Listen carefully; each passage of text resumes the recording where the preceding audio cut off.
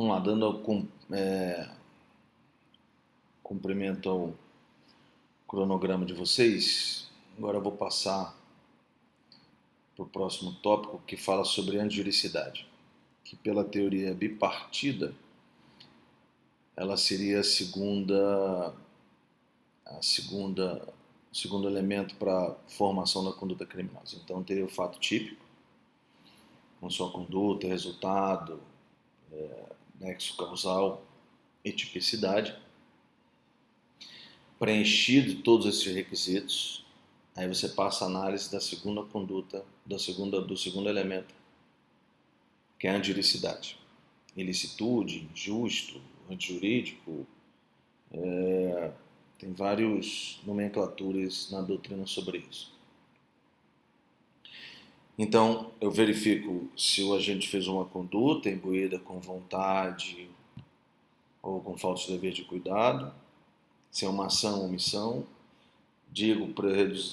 faço uma comparação com o resultado, faço uma ligação entre as duas, verifico se aqueles três elementos fáticos estão dentro de uma norma incriminadora, para ter a tipicidade. Tendo todos esses elementos, eu digo que o fato é típico. Mas nem todo fato típico será antijurídico. Aí você vai falar assim, professor, mas como é que um fato típico não é antijurídico? Já que se existe uma norma incriminadora, e aquele fato está previsto numa norma incriminadora, por que ele não seria antijurídico? Porque os elementos que são estudados na antijuricidade, eles possuem a capacidade de excluir a ilicitude daquela conduta. Por isso que é necessário que seja um fato típico e que esse fato típico não tenha nenhuma norma permissiva que exclua a antijuricidade dele. Então ele tem que ser um fato típico e antijurídico. Porque se ele for um fato típico, mas ele for jurídico, for lícito, for justo, não é crime. E por que esse for lícito, justo ou jurídico não é crime? Porque ele está dentro da própria norma penal. Por isso que as normas permissivas, que nós vimos na segunda aula, por isso que as normas permissivas são aquelas legislações determinadas, previstas dentro do Código Penal, como sua regra, existem outras, por isso que suas normas permissivas, elas possuem a capacidade de excluir a ilicitude. Trocando bem simples, né? Nós temos, na parte geral do Código, nós temos 4 normas permissivas. Essas 4 normas permissivas são aplicadas para toda e qualquer conduta criminosa. Além dessas 4 normas permissivas previstas na parte geral, que são legítima defesa, estado de necessidade, estrito cumprimento do dever legal, exercício irregular do direito. Além dessas, consequentemente, você tem outras normas permissivas dentro da legislação, certo? Nosso semestre nós só vamos estudar essas 4, nós não vamos estudar nenhuma outra. Nós só vamos estudar dentro dessa concepção, legítima defesa, estado de necessidade, estrito cumprimento do dever legal e exercício irregular do direito. São essas 4 que nós vamos estudar nesse semestre, certo? Então, o que significa dizer? Vamos imaginar que um agente tenha dado um tiro na cabeça de uma pessoa, porque quis dar um tiro na cabeça de uma pessoa, ele teve vontade para isso e mata essa pessoa. Então, ele deu um tiro porque ele quis, eu tenho uma conduta, eu tenho uma ação, eu tenho um resultado produzido por essa ação, uma ação dolosa, vontade de querer fazer. Foi o tiro que levou à morte, então tem um nexo causal entre os dois, eu tenho a ligação entre as duas condutas. E eu tenho uma norma incriminadora prevendo isso como ilícito, como ilegal. Então eu tenho um fato típico. Mas pode ser que esse fato típico não seja ilícito. Por quê? Porque pode existir uma norma permissiva que exclui essa ilegalidade, essa ilicitude, como, por exemplo, legítima defesa. Se eu faço isso para me defender, eu estou dentro de uma previsão legal, eu estou dentro do artigo do Código Penal e, consequentemente, aquela minha conduta, apesar de ser um fato típico, ela não é ilícita, ela não é antijurídica. Por isso que, para ser crime, que eu sou adepto da teoria bipartida, é necessário que seja fato típico e que ele seja antijurídico, que ele seja ilícito, que ele seja ilegal. Nem todo fato típico será ilícito, será ilegal. Por quê? Porque as normas permissivas possuem a capacidade de excluir a ilicitude da conduta do agente, que antigamente era classificada como conduta ilícita. As causas, agora a gente compreendeu a antijuricidade. As causas de antijuricidade, ou causas que excluem a ilicitude, existem alguns doutrinadores que a classificam como sendo legais e supralegais. Certo? Qual a diferença entre elas? As legais, elas estão previstas dentro da própria norma, dentro da legislação. E a gente acabou de falar delas, das 4. Legítima defesa, necessidade, estrito cumprimento do dever legal e exercício regular de direito. Artigo 23. Certo? Nós paramos no artigo 21, erro de proibição. Estou pulando o 22, que ele é excludente de culpabilidade. Estou indo para o 23. 23, 24 e 25. Depois eu volto para o 22. As legais, então, estão previstas dentro da legislação, dentro da lei. Da parte geral, esses 4. Na parte especial, nós vamos ter outras que não só essas, e aí elas se tornam normas penais permissivas específicas daquela norma incriminadora, não se aplicando a todas, diferente dessas 4 que se aplicam a todas. Se vocês forem no artigo 128, vai lá dizer assim, não se pune aborto praticado por médico. É uma norma permissiva direcionada, específica para o crime de aborto. Certo? Vocês vão estudar no próximo semestre. As causas de exclusão da ilicitude supralegais, eu entendo como sendo, elas são moralmente aceitáveis, mas legalmente não. Certo? Por um motivo bem simples, se nós estamos dentro de um Estado democrático de direito, em tese eu teria que ter lei para tudo que se faz, inclusive para dizer que isso não é ilícito. Porém, nas práticas que nós temos, nós acabamos muitas vezes misturando o civil law com o common law em algumas determinadas situações. Os costumes nossos acabam se inserindo dentro da nossa sociedade e, por conta disso, acabam construindo algumas causas de exclusão da licitude determinadas como causas supralegais, certo? Dessa exclusão fora do ordenamento jurídico. Vou dar um exemplo para vocês. Alguns. Quando uma mãe tem uma filha, quando uma pessoa, uma mulher tem uma filha, a primeira coisa que se passa na cabeça da mãe é o quê? Vai e fura a orelha da criança. Para botar um brinco, para ficar mais bonitinho e tal. Não sei se isso vai mudar na concepção da nossa sociedade, mas ainda continua existindo. Eu pergunto, por que o furar a orelha de uma criança não é uma conduta criminosa? Por que se você for lá no 129, lesão corporal, não tem lá dizendo, olha, não será crime se você furar a orelha de uma criança, não sei o que, recém-nascida para botar. Não tem uma norma. Isso não se enquadra em exercício regular de direito. Você não tem direito nenhum, não tem nenhum direito não tem nenhuma lei que diz que você possa fazer isso. Qualquer ordenamento jurídico, seja civil, penal, qualquer um deles, você pode furar a orelha da criança, não existe isso. Você não está em legítima defesa, está de necessidade, não se enquadram, você não está em agressão, você não está sabendo de perigo, e você não está cumprindo um dever definido em lei, também não existe isso. Bem, como é que se explicaria então o fato de eu ter uma conduta, um fato típico, furei a orelha de uma criança porque eu quis, conduta resultado, tem um fato típico, é uma lesão corporal, eu tenho um fato típico, mas isso não é ilícito. Não tem norma, não é uma causa legal, é uma causa supralegal. Né? está dentro, enraizado dentro da nossa sociedade, essa parte de costumes. Então acaba que essa situação não se enquadra, não se coloca como uma causa ilícita, e sim como uma causa supralegal de norma permissiva. Nós permitimos que isso aconteça.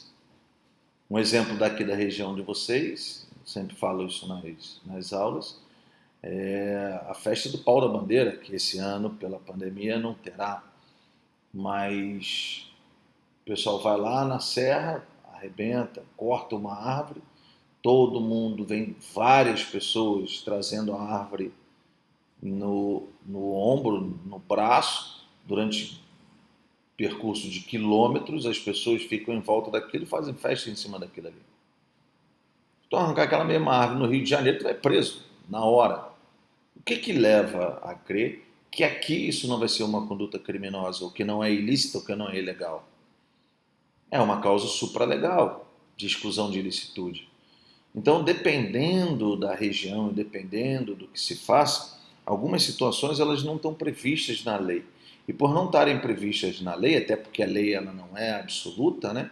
Até por não estarem previstas na lei, você dá ao operador do direito, que são operador do direito, eu digo, são o órgão judiciário, o acusador e o defensor, de uma maneira bem genérica. O operador de direito não se resume a essas três situações, mas de uma maneira genérica, para na hora que for interpretar uma legislação, uma norma, ou aplicar um caso concreto, ele pare para verificar ou analisar essas situações denominadas de causas supralegais da exclusão da ilicitude. Digo, mais uma vez, não estão previstas na lei, mas decorrem geralmente de um direito consuetudinário nosso, certo? Aceitável pela população, pela sociedade em si, certo? Dentro do artigo 23 do Código, nós teremos, no artigo 23, o seguinte disposto, certo? Abri o código aqui. Vai ter o seguinte disposto no artigo 23. Ele veio e falou o seguinte: não há crime quando a gente pratica quando a gente pratica o fato. Não há crime quando a gente pratica o fato. Aí vem falando estado de necessidade, legítima defesa, estrito cumprimento do dever legal no exercício regular de direito.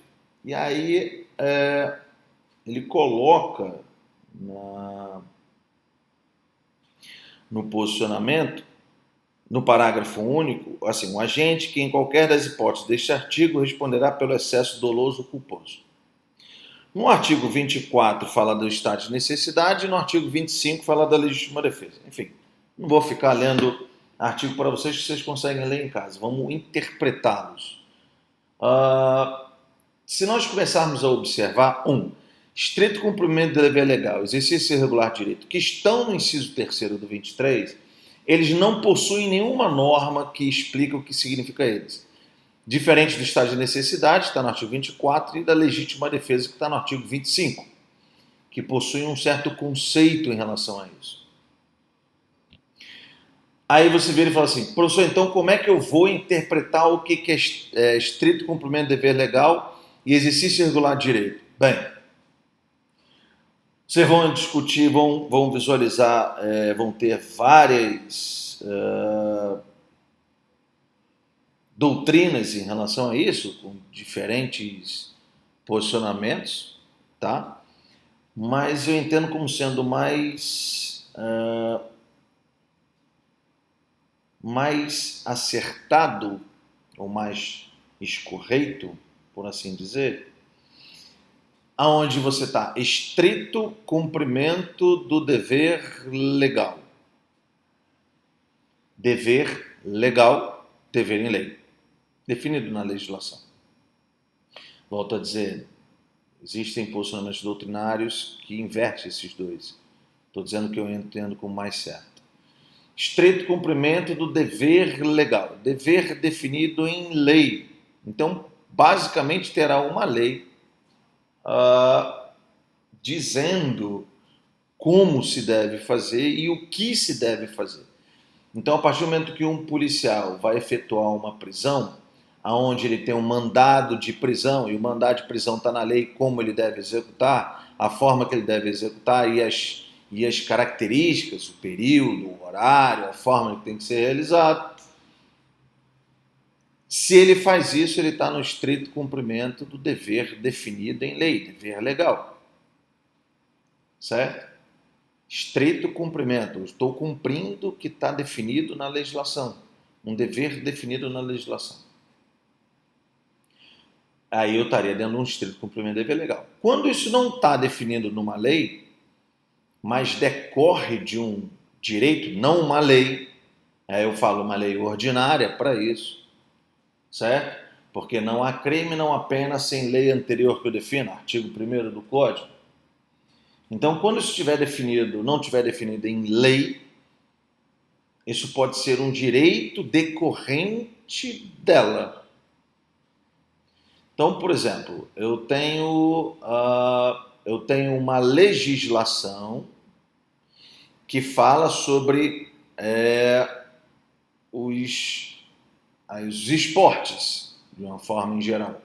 Dentro dessa legislação, você vai ter uma característica onde as pessoas não podem lesionar umas às outras que estejam fora dos regramentos daquele esporte. Então, o esporte vai ter os seus regramentos normais, mas eu passo a ter um direito em relação àquilo ali. E eu estou exercendo. Então, vamos imaginar o seguinte: eu estou numa competição de luta, certo?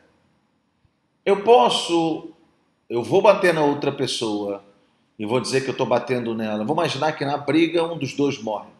Eu vou alegar que eu estava em legítima defesa? Não, porque a agressão dele não é injusta. Nós vamos estudar mais para frente. Eu posso falar que eu estou em estágio de necessidade? Também não, porque eu não estou em perigo. Não é isso? Eu estou em estrito cumprimento do dever legal? Eu estou cumprindo o que está definido na lei? Não, mas eu estou exercendo um direito que é regulamentado.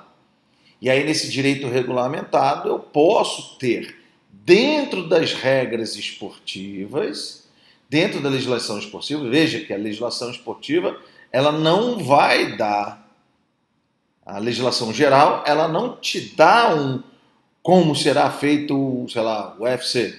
Não, ela te diz que o esporte tal deverá atender alguns princípios básicos, mas os regramentos de tempo, de lugar, de forma, se pode bater ou não, se o cara está em pé, se está deitado, se está com o joelho no chão, se não está, se pode bater na nuca, se não pode bater na nuca, se pode morder, se não pode. Isso são em regramentos e não em legislação. E aí, se eu, por exemplo, no UFC eu mato uma pessoa, eu estou num exercício regular do direito, porque eu estou exercendo um direito definido, regulamentado, não por lei, mas por regramentos internos, e que, consequentemente, me autoriza ou exclui a ilicitude da minha conduta, desde que eu não esteja em excesso.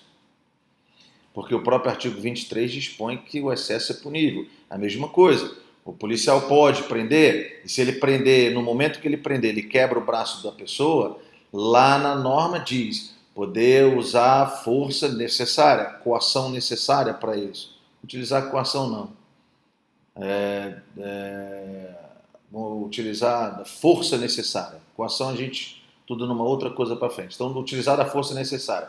Então, vamos imaginar que o cara não está querendo ficar preso, o cara está se opondo à prisão. Ele pode, de repente, imobilizar a pessoa. No momento que ele imobilizou, ele quebrou o braço da pessoa, foi necessário para isso? Foi suficiente? Não foi em excesso? Foi. Então, o policial está no estrito cumprimento do dever legal. Agora, se ele ultrapassa esse limite, se o cara não estava oferecendo resistência, se a pessoa não estava fazendo força nenhuma, e mesmo assim ele quebra o braço da pessoa, ele excede no seu estrito cumprimento do dever legal e responde pela conduta criminosa. Então, tudo que nós temos que analisar dentro dessas excludentes de ilicitude, vocês vão ter que observar que elas sempre estarão dentro da necessidade de uma normalidade. Eu não posso exagerar nela. E aí é onde entra, como a gente já cansa de falar em algumas outras aulas, o embate gigantesco dentro de um processo judicial, onde a acusação às vezes tenta dizer que houve excesso daquela conduta e a defesa diz que não houve excesso daquela conduta, e nós entramos em discussões e interpretações de cada uma das situações. Quando eu estiver em legítima defesa, eu vou dar um exemplo mais conhecido de vocês em relação a isso, tá bom? Sobre esse excesso, sobre esse limite em relação a isso. Então esses dois não têm posicionamento e, consequentemente, passo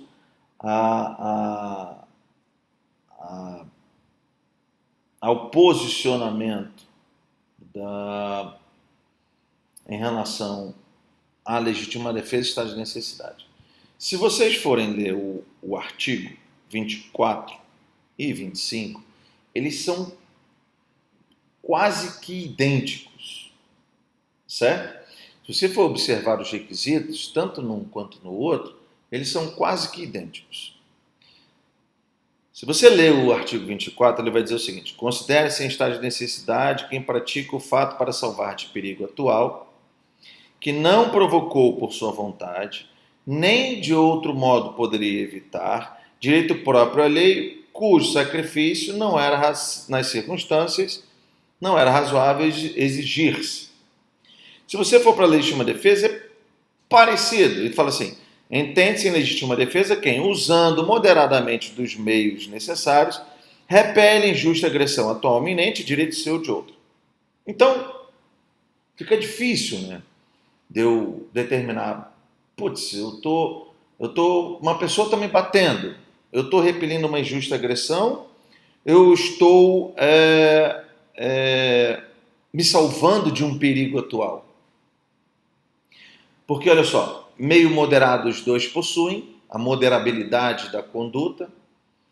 O excesso vai ser analisado sobre a inevitabilidade daquela lesão, dos dois. É possível evitar a lesão entre um e outro. Direito próprio alheio tem nos dois. O que diferencia, a primeira coisa que diferencia entre os dois é que no estado de necessidade somente tem a palavra atual. E na legítima defesa ele fala atual e iminente. Parte da doutrina fala que há a possibilidade de uma interpretação extensiva no estado de necessidade e colocar atual e iminente, já que na legítima defesa tem. Eu discordo e já vou dizer já o porquê para isso. Então, quais são os requisitos que nós temos iguais entre os dois? Eu tenho uma violação a um direito meu ou de outrem, que é igual nos dois, ele passa a ter a mesma situação. Eu tenho um perigo atual, legalmente, atual no estado de necessidade, atual e iminente na legítima defesa, sendo que a doutrina fala que também tem iminente no estado de necessidade. Eu tenho que não foi provocado, a legítima defesa não pode ser provocada, assim como o estado de necessidade também não pode ser provocado pelo agente. Eu não posso criar aquela situação, eu não posso dar ensejo para que ela se inicie, para que eu possa depois argumentar estado de necessidade ou legítima defesa, isso não existe. Bem como eu tenho que agir de meio moderado, ou seja, moderação dos meios, não tinha outra forma razoável de exigir. Moderação dos meios, são iguais entre os dois. Aí você vira e fala assim: professor, mas como é que eu vou descobrir qual a diferença entre um e outro, já que na hora que você fala, uma pessoa está me batendo, uma pessoa está assaltando, eu estou me salvando de um perigo agora, ou então eu estou repelindo de justa agressão. Qual seria a característica essencial em relação a esses dois? Volto a dizer, requisitos iguais. Estado de necessidade de legítima defesa pode ser tanto para direito seu ou de outrem, de terceiro. Estado de necessidade de legítima defesa, consequentemente, eu tenho que ter moderação dos meus atos, então eu tenho que agir de forma que não seria razoável a minha conduta, em qualquer um dos dois. Moderação, porque o excesso para os dois é punível. É necessário que a situação não seja provocada pelo agente. Eu não posso ter legítima defesa provocada. Eu provocar a pessoa para a pessoa me bater, depois eu bater nela, isso não existe. Provocação da legítima defesa. como eu também não posso provocar o estado de necessidade. Basicamente, o que distingue entre os dois é que no estado de necessidade eu tenho a palavra salvar de perigo e na legítima defesa eu tenho a palavra de injusta agressão. Outra coisa que difere é que no estado de necessidade é atual e na legítima defesa atual ou iminente. Pô, bem, primeiro vamos explicar o que é atual e iminente. Atual é o que está acontecendo. Por exemplo, eu agora estou falando com vocês, estou conversando com vocês. Isso é uma situação atual. Se eu for me deslocar para mexer no mouse do computador, que está ao meu lado, e eu começar a levar a minha mão para ele, isso é iminente. Então, iminente é prestes. Eu estou prestes a pegar o mouse do computador. Agora que eu peguei o mouse, eu estou segurando o computador. Então, o que significa dizer a diferença entre atual e iminente? Atual é o que está acontecendo agora. Iminente é o que está prestes a acontecer.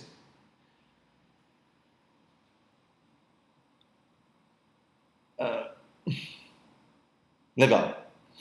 E aí eu tenho essa primeira diferença entre estado de necessidade e legítima defesa. O estado de necessidade ele fala para salvar de perigo atual e legítima defesa ele fala para repelir injusta agressão atual ou iminente. Aí resta para a gente definir ou interpretar a última parte da norma, que é perigo e injusta agressão.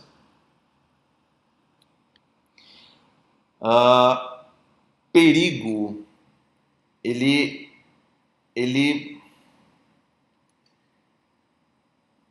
mais fácil. Para que eu possa distinguir ou para que eu possa interpretar que há uma legítima defesa, eu tenho que observar se o que eu estou fazendo é para repelir uma ação humana. Toda vez que eu estiver direcionado para uma ação humana e essa ação ela é injusta, eu vou estar dentro da legítima defesa. Quando não for direcionado para a ação humana, se torna estado de necessidade, perigo. Por que eu estou falando isso? Porque a norma da legítima defesa do 25, ela fala injusta agressão. Quem agride ou tem a capacidade de agredir somente o ser humano. Por que eu tenho que fazer isso? Porque a norma ela fala agressão injusta. Quando ela fala agressão injusta, significa dizer que quem está me agredindo sabe que é injusto. Se sabe, consciência, só o ser humano. Por isso que, na hora que eu vou fazer uma interpretação da norma, como é que eu sei quando é que é legítima defesa? Eu sei que será legítima defesa quando a minha ação estiver visando a repelir, a expulsar, a afastar, a impedir que uma outra pessoa me agrida de forma injusta, me agrida de forma ilícita e ilegal. Quando essa minha conduta não for direcionada contra uma ação humana, aí isso se torna estado de necessidade. Esse posicionamento eu entendo como sendo mais correto. Vocês vão ver na doutrina alguns que falam que não tecem sobre isso, mas para mim é mais fácil a percepção e eu sendo mais escorreito e o posicionamento majoritário. Certo? Não sou dono da verdade, mas esse é o posicionamento majoritário que nós temos. Então vamos lá. Então vamos imaginar que eu esteja andando na rua, junto com um amigo meu, junto com o Cláudio. Eu estou andando na rua e aí no meio da rua vira-se uma pessoa e com uma arma e tenta disparar essa arma contra nós dois. Legal? Eu puxo a minha arma e disparo contra essa pessoa. Eu vou estar em quê? A minha ação é para repelir, impedir, parar, suspender, interromper uma outra agressão que seja injusta. Eu vou estar onde? Em legítima defesa, não estou em estado de necessidade. Apesar de poder encaixar, mas por isso que eu tenho essa diferença entre os dois. Eu estou em legítima defesa e não em estado de necessidade. Se eu mato essa pessoa, porque ela estava atirando em mim de forma injusta, se eu mato essa pessoa, apesar de eu ter um fato típico, ele não é ilícito, porque eu agi de acordo com o artigo 25 do Código. Eu repelindo uma injusta agressão humana, usando dos meios moderados, não tinha outra forma de fazer, não fui eu que dei, não fui eu que provoquei ela, eu fui lá e pratiquei a conduta. Consequentemente, vou estar dando uma excludente de ilicitude, de legítima defesa, excluindo a ilicitude da minha conduta, que anteriormente seria um fato típico, mas não é ilícito. Certo? Quando a minha ação agora ela não tiver direcionada para uma ação humana, aí se torna estado de necessidade. Vamos imaginar que nessa mesma rua eu esteja andando eu e Cláudia, só que agora em vez de ter uma pessoa atirando na gente, tem um cachorro pitbull vindo morder a gente. Certo? Eu empurro o Cláudia, começa a correr, o Cláudio começa a correr mais rápido do que eu, o que é difícil, né? Mas, enfim, vai que ele consegue. Eu vendo que vou perder, tropeço, bato na perna do Cláudio, o Cláudio cai e o cachorro morde ele. Com a minha ação, eu gerei um resultado. Eu derrubei o Cláudio e o cachorro matou o Cláudio. Só que essa minha ação tem um fato típico. A minha ação tem um resultado, tem nexo causal, levou à morte, eu fiz porque eu queria, eu tinha a previsibilidade que ele poderia morrer, dolo eventual, não dolo direto, mas dolo eventual. Eu tinha a previsibilidade que ele poderia morrer e fiz a ação. Tem um fato típico. Agora, eu agi de que forma? Estrito cumprimento de dever legal? Não. Exercer regular direito? Não. Legítima defesa? Também não. Por quê? Porque apesar de eu ter uma agressão, eu não considero ela como injusta. Porque para ela ser injusta, há a obrigatoriedade de eu ter o conhecimento de que ela é ilegal. O cachorro não tem capacidade para isso.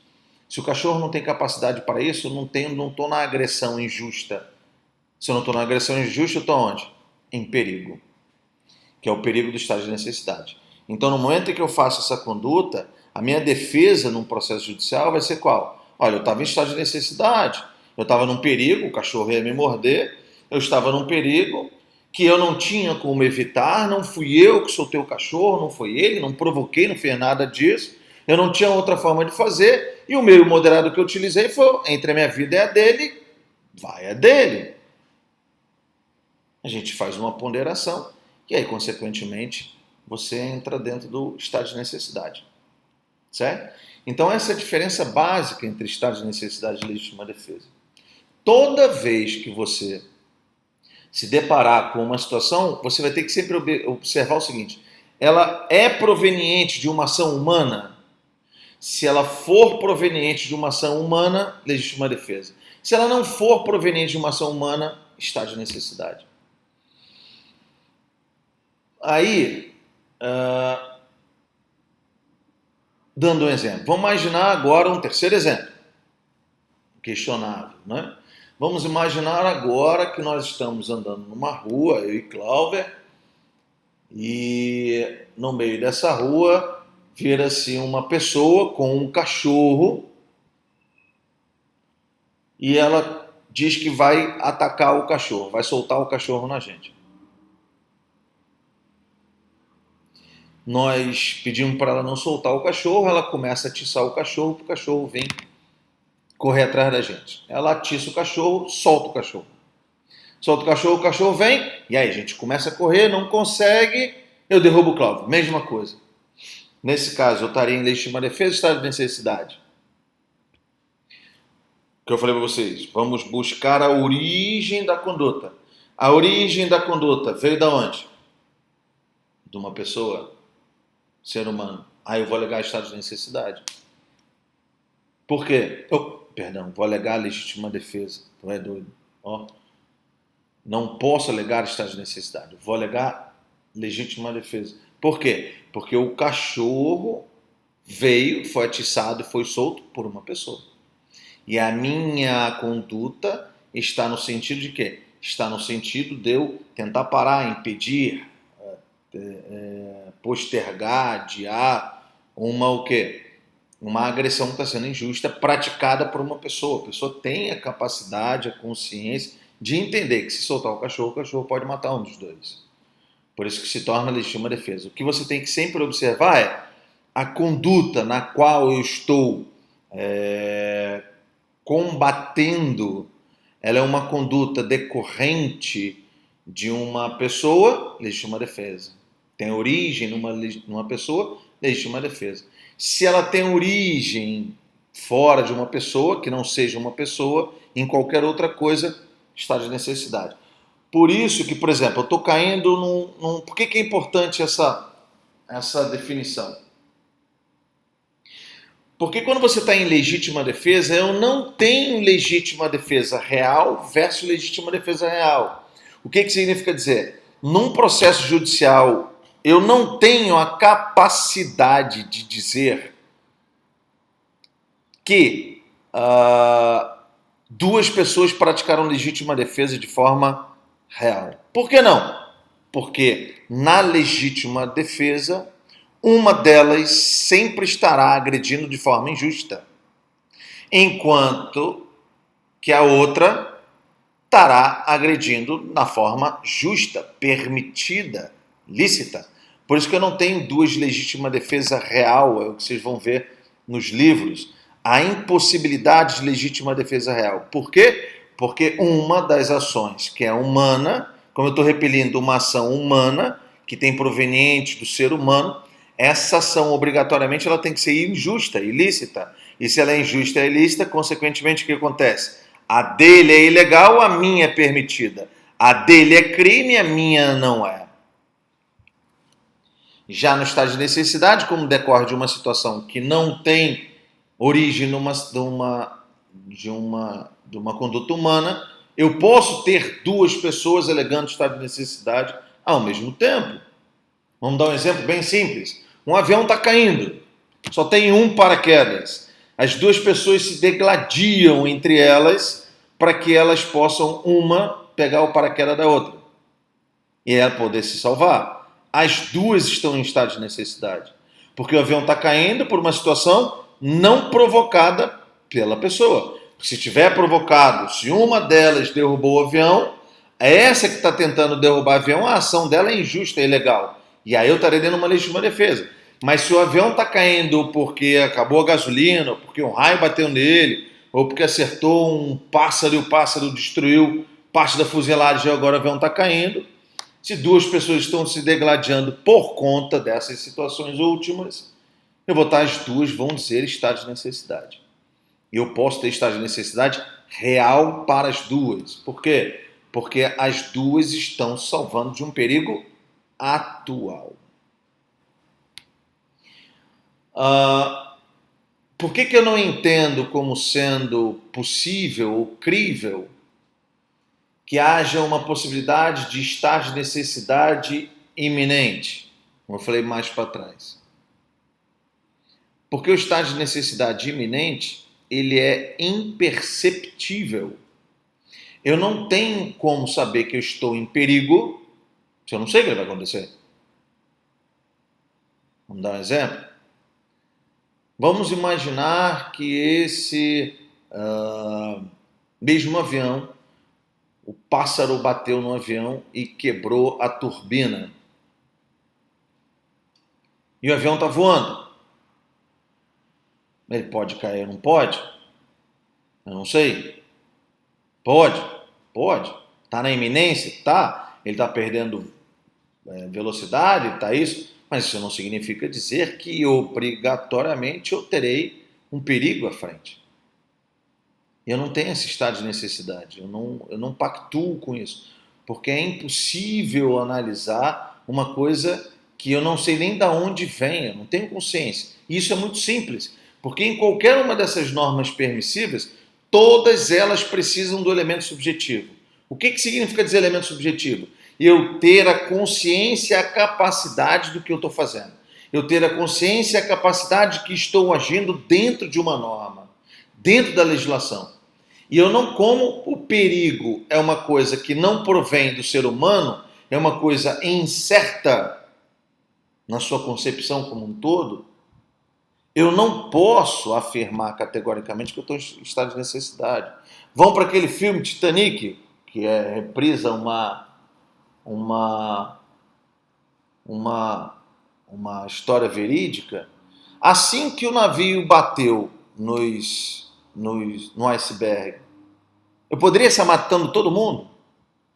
Não. E se eu matasse as pessoas, eu não estaria em estado de necessidade. Porque eu não sei que o barco está afundando. Aliás, o barco foi feito para não afundar. Ele era essa característica dele. Aqueles bolsões que existiam dentro dele eram bolsões gigantescos que eram para deixar ele flutuando. O problema dele é que o iceberg, quando bateu, ele rasgou metade ou quase 3/4 daqueles bolsões lá de baixo, onde foram entrando água. A água foi entrando e foi afundando. Mas se você observar no filme, a primeira coisa que o capitão do navio fala, não se preocupe, nós batemos no iceberg, mas esse barco não vai afundar. Porque era essa a noção que eles tinham. Eles não tinham a percepção do futuro. Não, vamos fazer agora tudo porque daqui a pouco o barco vai afundar. Não, eu não tenho percepção. Não tem como ter esse estado de necessidade. Eu não tenho esse elemento subjetivo de que eu estou em perigo acontecendo, a não ser que ele esteja realmente acontecendo. E aí, quando o barco começa a afundar, todas aquelas pessoas que tentam salvar, que empurram umas às outras, todas elas estão em estado de necessidade. Não tem ali, eu não posso dizer que uma está agredindo a outra de forma injusta. Não, elas estão agredindo todas elas, que são legítimas, são estados de necessidade reais, todas elas estão em estado de necessidade real, todas, sem exceção. Por isso que é cabível entre elas. Porque o perigo não foi proveniente delas, não decorreu delas. Por isso que é crível e possível. E por isso que eu não admito o estado de necessidade iminente que está prestes a acontecer, porque eu não sei se ele efetivamente irá acontecer. Diferente que você tem da legítima defesa. Por quê? Porque como a legítima defesa decorre de uma ação humana, eu consigo perceber, ou eu consigo ver que aquele ser humano pode vir me agredir. Uma coisa é o ser humano me agredindo agora, ele está me batendo, eu estou me defendendo dos golpes dele. Isso é legítima defesa atual. Agora, no momento em que a pessoa fala assim, não, eu vou lhe bater, eu vou lhe matar, eu vou atrás de uma faca, eu vou isso, vou aquilo, e a pessoa começa a correr atrás de você, você consegue perceber, você consegue analisar que aquilo ali pode acontecer. Por isso que eu admito e estou de acordo com a legislação, aonde a legítima defesa ela cabe tanto no atual como iminente, enquanto que o estado de necessidade somente atual. E para a gente analisar a legítima defesa, o excesso, como eu tinha prometido a vocês mais cedo, não tem aquele caso da Ana Hickman, né? Acho que é a Ana Hickman, eu gosto de falar ele porque apareceu na televisão. As discussões jurídicas se dão com o embate, né? Se é meio moderado, se não é, se é excessivo, se não é, se eu provoquei, se eu não provoquei, se era possível, se é eminente, não é, atual, não é. Essas discussões, a lei está lá, nós temos as informações e as interpretações. Agora, quando vai para um processo judicial, esses embates jurídicos são gigantescos, porque a gente passa a fazer uma análise do quê? Nós fazemos uma análise, efetivamente, do quê? Das circunstâncias. Por isso que nós vamos trazendo provas para quanto mais próximo da realidade possível. Então, vamos imaginar aquele caso lá daquela apresentadora, né, Ana Hickman. Vamos lá. O que aconteceu naquele caso? O cara, um bandido, um assaltante, outros falam que era fã, enfim, entrou no quarto dela lá, que estava ela, a irmã, não sei o quê, e o cunhado dela, o irmão dela, meio por fora sei o fato em si. Quem era quem que estava lá, se era irmão, primo, periquito, papagaio e cachorro.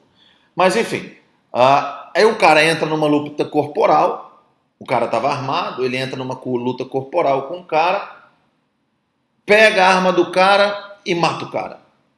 Legítima defesa, televisão veiculou isso como legítima defesa, atual, que não sei o quê, eu entendo como não. Entretanto, o tribunal entendeu como sim. Vou explicar o posicionamento para vocês poderem compreender isso. Por isso que é um embate jurídico. Eu entendo como não, o tribunal entende como sim. Pô, bem. Muitas pessoas entendem como não também, mas nesse caso em concreto já passou pelo Tribunal de Justiça e o Tribunal de Justiça reconheceu a legítima defesa, dizendo que ele não agiu em excesso, agiu de forma moderada. Eu já digo que ele agiu em excesso, e aí eu vou dizer o fundamento do tribunal. Pô, bem, o que aconteceu em si? Ele entrou na luta corporal do cara, se ele mata nesse momento, legítima defesa. Porque o cara estava armado, ele entrou na luta corporal, está tentando tirar a arma, puxa daqui, ele toma a arma do cara, o cara está tentando pegar a arma, se ele mata o cara ali, eu não discuto, porque ele vai estar em legítima defesa atual e iminente. Eu não discutiria um ponto sequer sobre isso. Eu ficaria quieto e não falaria sobre isso.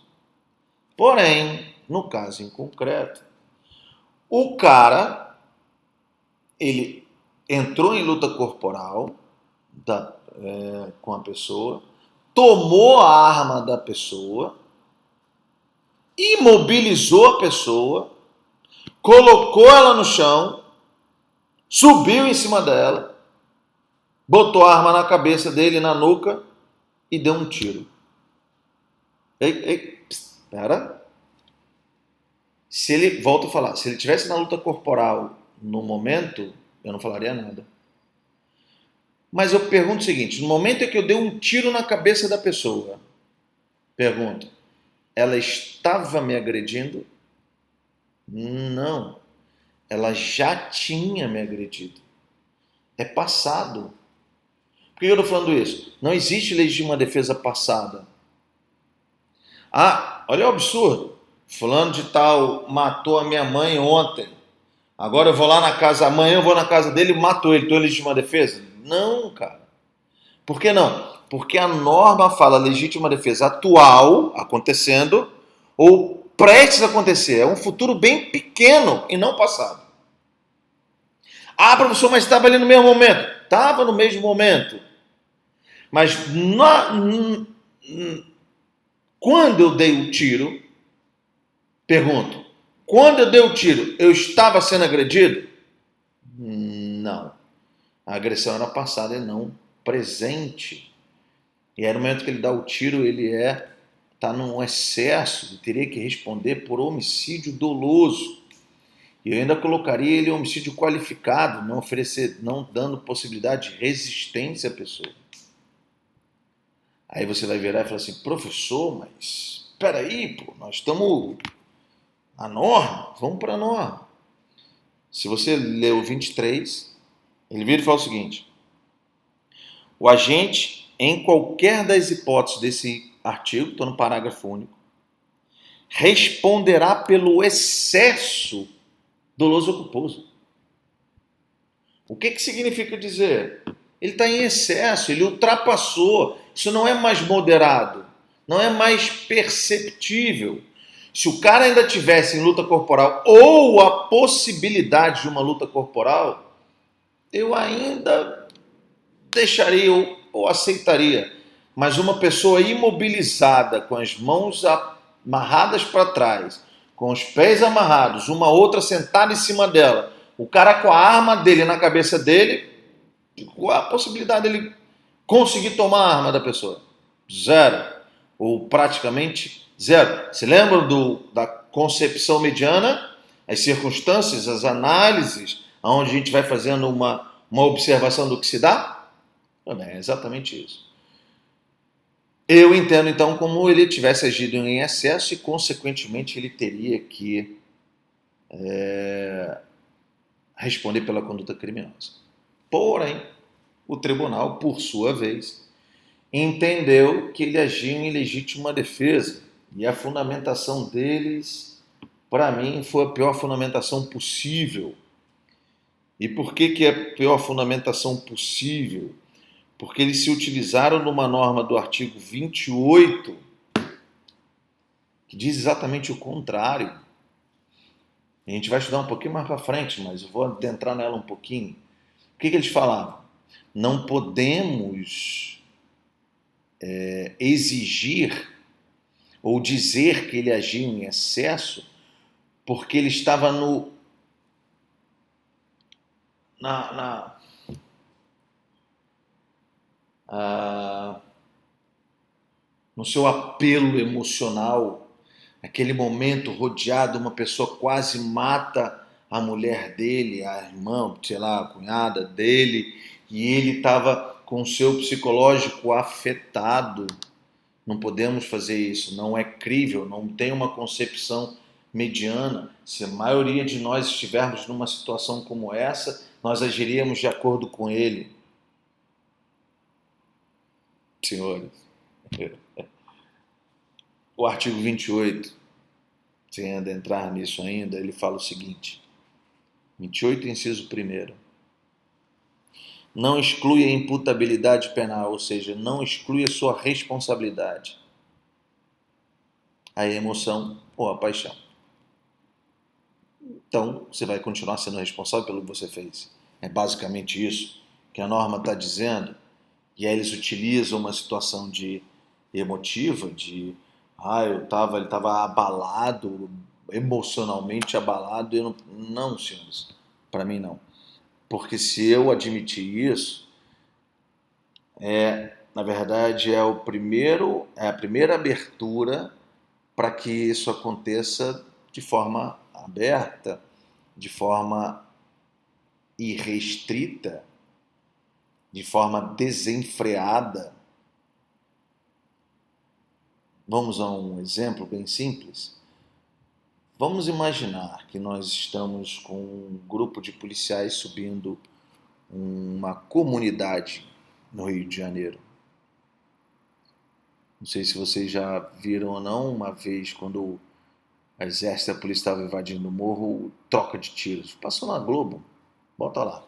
Invasão do Morro do Alemão no Rio de Janeiro pela polícia, vocês vão ver. Imagina esses policiais no meio de um tiroteio. Como é que está a emoção desses caras? Então eu posso matar todo mundo? É isso mesmo? Claro que não. Eles vão estar em excesso. Eles vão poder matar aqueles que efetivamente estejam agredindo eles de forma injusta. Mas a partir daí eu não posso dizer que eles podem sair dando tiro em todo mundo porque eles estão emocionalmente abalados. Seria ridículo. Aliás, é ridículo, ninguém entende dessa forma. Isso não é crível, não é isso? Mas aí você pega um caso que envolva uma pessoa da mídia, uma pessoa da Globo, que a Globo, de certa forma, bateu em cima para ser legítima defesa, que não é, e aí o tribunal vai lá e diz que é o lado emotivo, ele estava emocionalmente abalado, então não era uma concepção mediana, ele agiu em legítima defesa. Então, já estou falando do posicionamento deles e a minha crítica em relação a isso. Por isso que na hora que vocês vão ver um processo judicial, um embate jurídico de vocês, a norma existe lá, a gente precisa tentar adequar, né? Se foi, se não foi, se estava em legítima defesa, se não estava, se agiu, se não agiu, se houve uma percepção, qual era o conhecimento, elemento subjetivo, qual era o conhecimento da pessoa em relação a isso, o que ele estava fazendo. Ou seja, nós temos vários tipos de situações que devem ser analisadas e observadas em cada um dos casos. Pois bem, senhores, esse é o conceito e os requisitos das estudantes de licitudes que perfazem os artigos 23, 24 e 25 do Código Penal. Legal? Um abraço a vocês.